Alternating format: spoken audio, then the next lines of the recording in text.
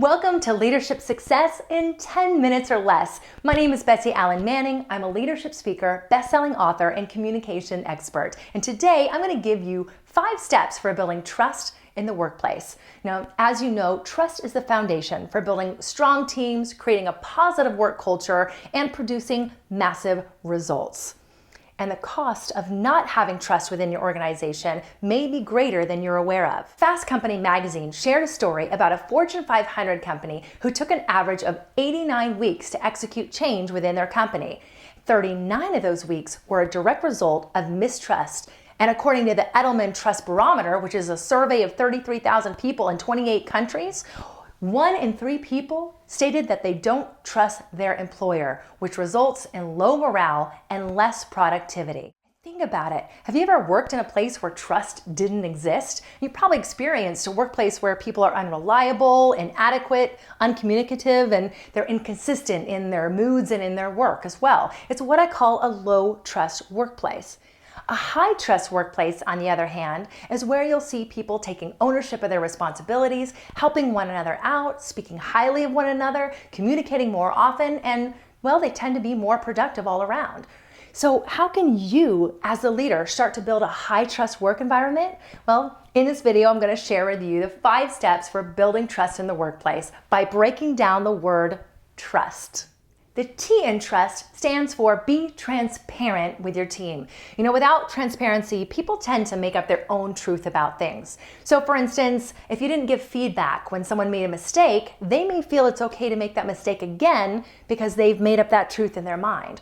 Or if you didn't give positive feedback when they've done something good, they may think you didn't like the work that they handed in.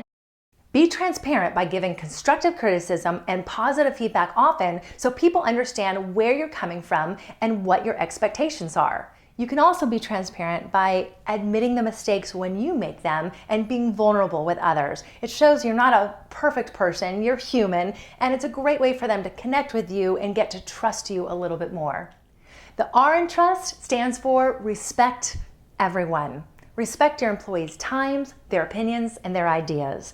If you say you have a meeting at 9 a.m., don't show up at 9:15. If you say you have an open door policy, well, don't shut the door just because you don't understand someone's perception. Remember, great leaders are also great listeners. Doesn't mean you have to agree with everyone's opinions, but honoring their opinions and their ideas shows that you respect them and helps you build trust with them. The U in trust stands for unite your team. And there's 2 ways that you can do this. First, let people know that you will absolutely not tolerate cliques or gossip amongst your team members. You know, gossip is like cancer. It kills team morale.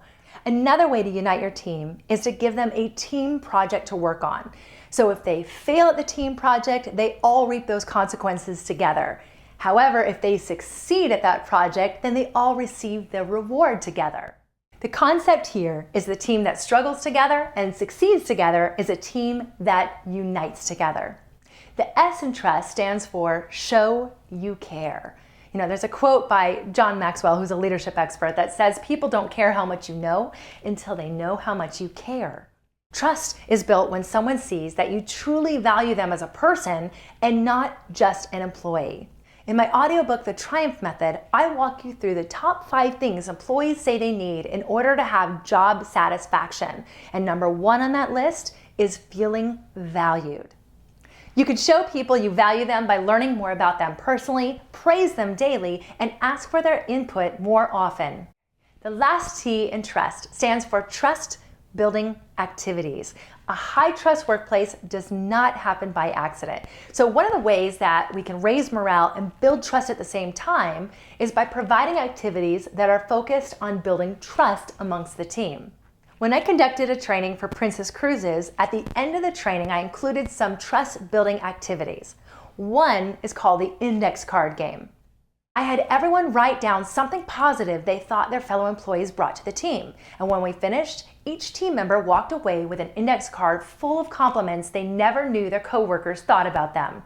When comparing a high trust versus low trust work environment, these 5 elements of trust will be very apparent whether they're there or not, according to the leader that's in charge.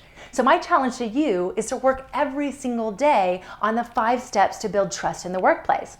So for instance, today, start working on being more transparent with your team. Tomorrow, start working on building more respect with your team, and so on until you've built a high trust work environment. And remember, at the end of the day, people don't trust words, they trust actions. So here's 3 actions you can take right now to start working on developing yourself as a leader. First, comment below on how you've had trouble building trust in the workplace.